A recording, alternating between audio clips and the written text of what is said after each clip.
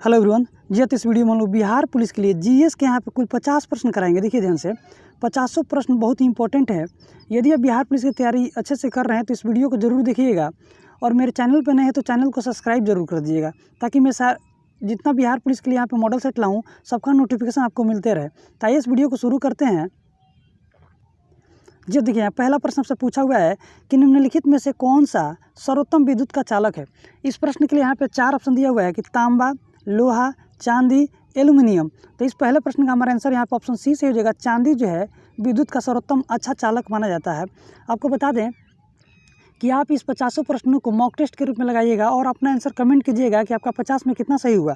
आइए दूसरा प्रश्न देखते हैं। यहाँ पे दूसरा प्रश्न आपसे पूछा हुआ है यहाँ पे कि प्रकाश वर्ष किसकी मात्रक है। तो ऑप्शन यहाँ पे दिया है दूरी, समय, प्रकाश की तीव्रता या प्रकाश का विवर्तन। तो इसका आंसर यहाँ पे हमारा ऑप्शन यहाँ पे ए से हो जाएगा। दूरी का ही मात्रक होता है प्रकाश वर्ष। जी हाँ, ठीक है। तीसरा प्रश्न आपसे यहाँ पे पूछा है कि पायरोमीटर, देखिए पायरोमीटर का उपयोग किससे मापने के लिए किया जाता है। तो पायरोमीटर का जो उपयोग किया जाता है उच्च तापमान को मापने के लिए किया जाता है। तो इसका आंसर यहाँ पे हमारा ऑप्शन सी से हो जाएगा। जी हाँ, देखिए चौथा प्रश्न यहाँ पे पूछा हुआ है कि एक भारी नाभिक का हल्के नाभिकों में टूटने की प्रक्रिया को क्या कहते हैं। तो जब भी कोई भारी नाभिक एक हल्के नाभिक में टूटता है तो उसे नाभिकीय विखंडन कहते हैं। इसका आंसर यहाँ पे हमारा ऑप्शन यहाँ पे बी से हो जाएगा। आपको बता दें कि नाभिकीय विखंडन के सिद्धांत पे ही परमाणु बम काम करता है। परमाणु बम काम करता है और नाभिकीय संलयन के सिद्धांत पे हाइड्रोजन बम काम करता है। जी अब देखिए यहाँ पे आपसे 5वां प्रश्न आपसे पूछा हुआ है। 5वां प्रश्न पूछा कि एक तालाब के तल पर रखा हुआ एक पत्थर वास्तविक स्थान से उच्च बिंदु पर दिखाई हुए प्रतीत पड़ता है, क्यों। तो इसका रीजन यहाँ पे प्रकाश के अपवर्तन के कारण, और ऑप्शन यहाँ पे बी से ही हो जाएगा। जी हाँ, देखिए 6ठा प्रश्न पूछा है कि प्रत्यावर्ती धारा को दिष्ट धारा में बदलने के लिए किसका उपयोग किया जाता है। तो प्रत्यावर्ती धारा को दिष्ट धारा में बदलने के लिए रेक्टिफायर का प्रयोग किया जाता है। आपको बता दें कि डायनेमो जो है ना, यांत्रिक ऊर्जा को, देखिए ध्यान से, यांत्रिक ऊर्जा को विद्युत ऊर्जा में बदलता है, और यहाँ पे विद्युत मोटर जो होता है वो विद्युत ऊर्जा को यांत्रिक ऊर्जा में बदलता है। जी हाँ, देखिए यहाँ पर 7वां प्रश्न पूछा है कि क्रिकेट के गेंद को किस कोण पर मारा जाना चाहिए ताकि अधिकतम दूरी तक जा सके। तो इसका आंसर यहाँ पे 36 के 45 डिग्री, देखिए 45 डिग्री कोण पे अगर गेंद को मारते हैं तो ज़्यादा दूरी पे जाए गेंद। जी हाँ, देखिए यहाँ पे पूछा है 8वां प्रश्न, प्रकाश के चिकने पृष्ठ से टकरा कर प्रकाश को वापस लौटने की घटना को क्या कहते हैं। देखिए ध्यान से, एक चिकना सतह है, कोई प्रकाश की किरण इस पर आकर टकराती है और इसी दिशा में ऐसे वापस लौट जाती है तो उसे बोलते हैं प्रकाश का विवर्तन बोलते हैं। और जब कोई प्रकाश की किरण इस सतह पर टकरा कर ऐसे परिवर्तित हो जाती है तो उसे प्रकाश का परावर्तन कहते हैं। जी हाँ, देखिए यहाँ पे 9वां प्रश्न पूछा है कि किस यंत्र के द्वारा वायुमंडलीय आर्द्रता को मापा जाता है। तो वायुमंडल के आर्द्रता को मापने के लिए जो यंत्र यूज किया जाता है उसे हाइग्रोमीटर कहते हैं। तो ऑप्शन यहाँ पे हमारा ए सही हो जाएगा, हाइग्रोमीटर। जी हाँ, तो देखिए यहाँ पे 10वां प्रश्न आपसे पूछा है कि हाइड्रोजन बम किस सिद्धांत पे कार्य करता है। तो हाइड्रोजन बम जो है ना नाभिकीय संलयन के सिद्धांत पे कार्य करता है, और परमाणु बम अगर होता तो नाभिकीय विखंडन के सिद्धांत पे कार्य।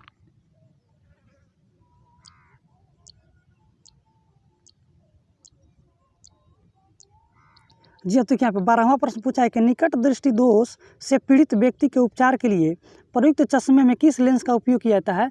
तो निकट दृष्टि के दोष को दूर करने के लिए अवतल लेंस का प्रयोग किया जाता है। तो इसका आंसर यहाँ पे हमारा ऑप्शन ए से हो जाएगा। जी हाँ, देखिए 13वां प्रश्न पूछा है कि वर्षा की बूंदें गोलाकार क्यों होती है। तो वर्षा की बूंदें जो गोलाकार होती हैं उसका रीजन ये होता है कि वो पृष्ठीय तनाव के कारण ही वर्षा की बूंदें गोलाकार दिखाई देती हैं। जी हाँ, तो 14वां प्रश्न पूछा है कि दूरबीन का आविष्कार किसने किया था। तो दूरबीन का आविष्कार गैलीलियो ने किया था। तो ऑप्शन हमारे यहाँ पे ऑप्शन ए सही हो जाएगा।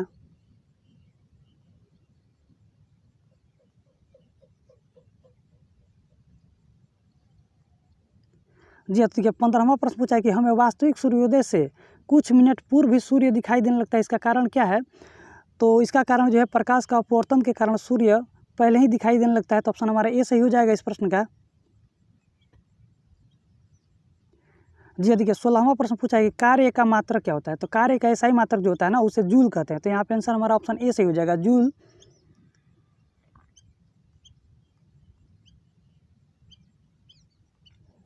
जी हाँ, देखिए 17वां प्रश्न पूछा है कि बिजली के बल्ब का फिलामेंट किस तत्व का बना होता है। तो इस प्रश्न के लिए भी 4 ऑप्शन दिया है, कॉपर, आयरन, सीसा या टंगस्टन। तो 17 नंबर का प्रश्न का यहाँ पे आंसर हमारा ऑप्शन डी से हो जाएगा, टंगस्टन का बना होता है। आपको बता दें कि बिजली का जो बल्ब होता है उसके अंदर जो गैस भरी जाती है वो अक्रिय गैस होती हैं।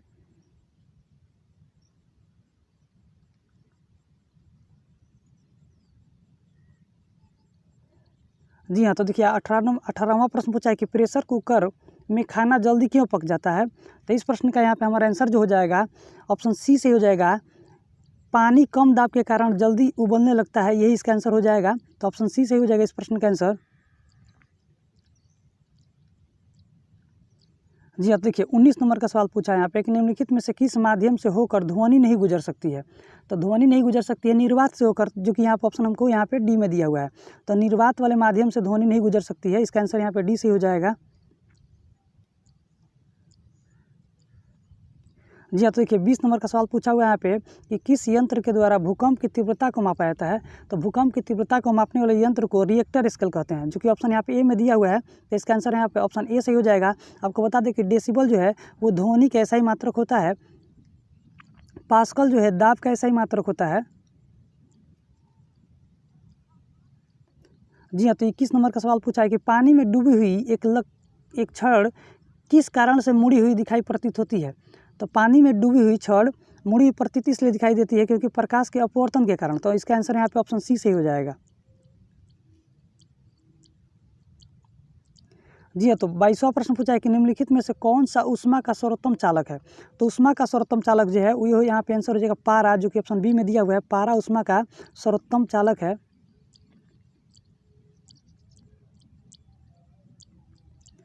जी हाँ, तो 23वां सवाल पूछा है कि न्यूट्रॉन का खोज किसने किया था। तो न्यूट्रॉन का खोज जो किया था उसका नाम था चैडविक। आपको बता दें कि अगर प्रोटॉन का पूछता तो प्रोटॉन का खोज रदरफोर्ड ने किया था, और इलेक्ट्रॉन का खोज अगर पूछता तो इसका आंसर यहाँ पे थॉमसन हो जाता।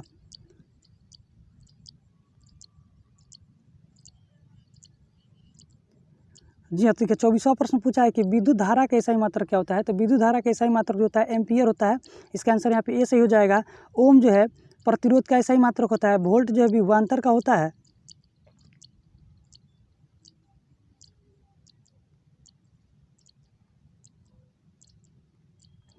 जी हाँ, तो देखिए अगला प्रश्न पूछा है कि किस दंत चिकित्सक द्वारा एक रोगी के दांतों का परीक्षण किया जाता है।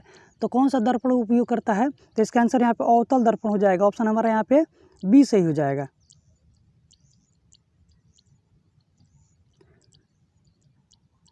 जी हाँ, तो देखिए यहाँ पे 26वां प्रश्न पूछा है कि ज्योति तीव्रता का एसआई मात्रक क्या होता है। तो ज्योति तीव्रता का एसआई मात्रक कैंडेला होता है, जो कि ऑप्शन यहाँ पे सी में दिया हुआ है। तो इसका आंसर सी सही हो जाएगा। जी हाँ, तो 28वां प्रश्न पूछा है कि हवा में ध्वनि की गति क्या होती है। तो हवा में ध्वनि की गति जो होती है 332 मीटर प्रति सेकंड होती है। तो इसका आंसर यहाँ पे ऑप्शन बी से हो जाएगा।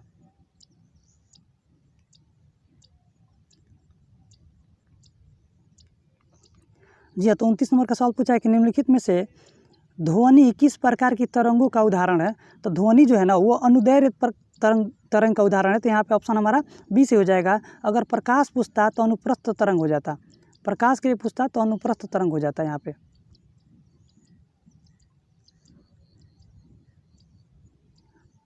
जी हाँ, तो नेक्स्ट प्रश्न पूछा है यहाँ पे कि एक स्वस्थ मानव शरीर का सामान्य तापमान होता है कितना।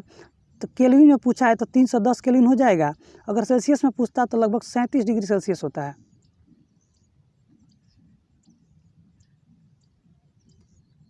जी हाँ, तो देखिए 31वां सवाल पूछा है कि प्रकाश किस प्रकार की तरंगों का उदाहरण है। तो प्रकाश जो है अनुप्रस्थ तरंग दैर्घ्य का उदाहरण है। तो ऑप्शन हमारा ए सही हो जाएगा। जी हाँ, तो 32वां सवाल पूछा है कि एक हीटर का तार सामान्यतः किस तत्व का बना होता है। तो हीटर का जो तार होता है वो नाइक्रोम का बना रहता है। तो यहाँ पे ऑप्शन हमारा डी सही हो जाएगा। आपको बता दें कि विद्युत बल्ब का जो टंगस्टन होता है, फिलामेंट जो होता है वो टंगस्टन का बना होता है, फिलामेंट।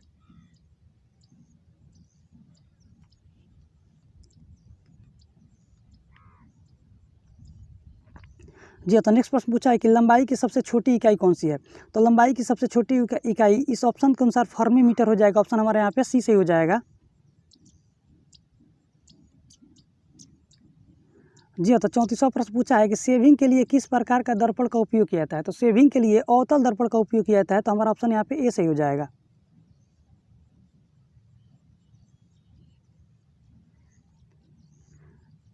35वां प्रश्न पूछा है कि पॉजिट्रॉन का आविष्कार किस वैज्ञानिक ने किया। तो पॉजिट्रॉन का जो आविष्कार किया था उसका नाम था एडरसन। तो यहाँ पे ऑप्शन हमारा सी सही हो जाएगा।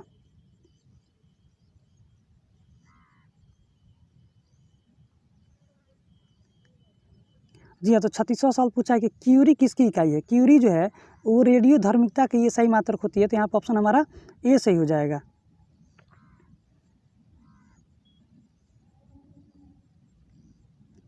37वां सवाल पूछा है कि 20,000 से अधिक आवृत्ति वाली ध्वनि तरंग किस प्रकार की ध्वनि तरंग है। तो ये हो जाएगा पराश्रव्य तरंग है। तो ऑप्शन यहाँ पे हमारा ए सही हो जाएगा। 38 नंबर का सवाल पूछा है कि सापेक्ष आर्द्रता को किसके द्वारा मापा जाता है। तो सापेक्ष आर्द्रता को हाइग्रोमीटर द्वारा मापा जाता है। तो इसका आंसर यहाँ पे बी सही हो जाएगा।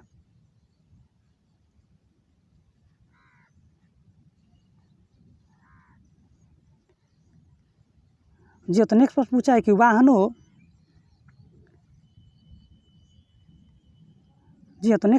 यहाँ पे कि वाहनों के अग्रदीपों में पीछे के दृश्य को देखने के लिए किस प्रकार का दर्पण का उपयोग किया जाता है। तो उत्तल दर्पण का। यहाँ पे ऑप्शन हमारा ए सही हो जाएगा।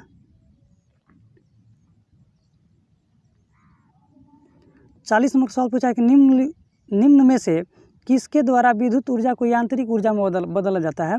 तो विद्युत ऊर्जा को यांत्रिक ऊर्जा में बदलने वाले यंत्र का नाम है विद्युत मोटर। तो यहाँ पर ऑप्शन सी सही हो जाएगा। डायनेमो जो है यांत्रिक ऊर्जा को विद्युत ऊर्जा में बदलता है।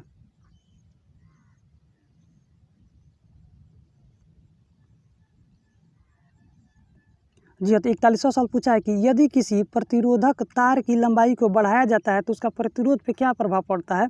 तो प्रतिरोध भी बढ़ जाता है। तो ऑप्शन यहाँ पे हमारा ए सही हो जाएगा।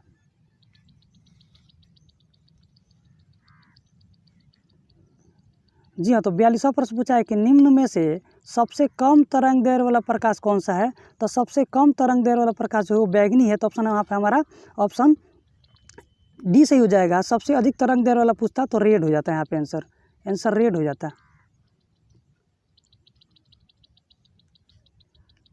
43वां प्रश्न पूछा है कि फोटोन निम्नलिखित में से किसकी मूलभूत इकाई है। तो फोटोन जो है ना वो प्रकाश की मूलभूत इकाई है। तो ऑप्शन यहाँ पे ए सही हो जाएगा। नेक्स्ट प्रश्न पूछा है यहाँ पे कि किस तापमान पर पानी का घनत्व सबसे अधिक होता है। तो पानी का घनत्व सबसे अधिक 4 डिग्री सेल्सियस पे होता है। तो ऑप्शन हमारा यहाँ पे सी सही हो जाएगा।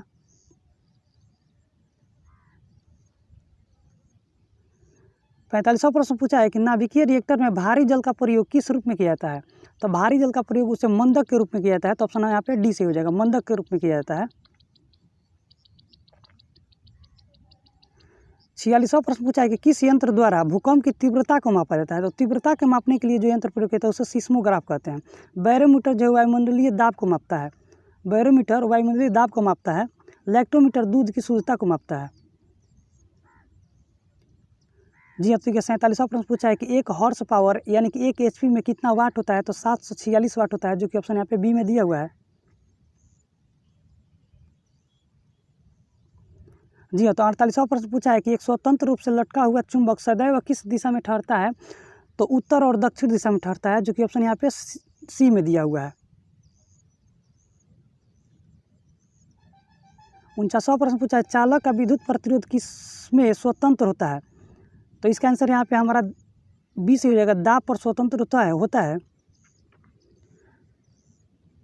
जी तो इस वीडियो का आखिरी प्रश्न यहाँ पे 50वां प्रश्न पूछा है आपसे कि ट्रांसफार्मर के क्रोड बनाने के लिए निम्न में से कौन सा पदार्थ उपयुक्त होता है।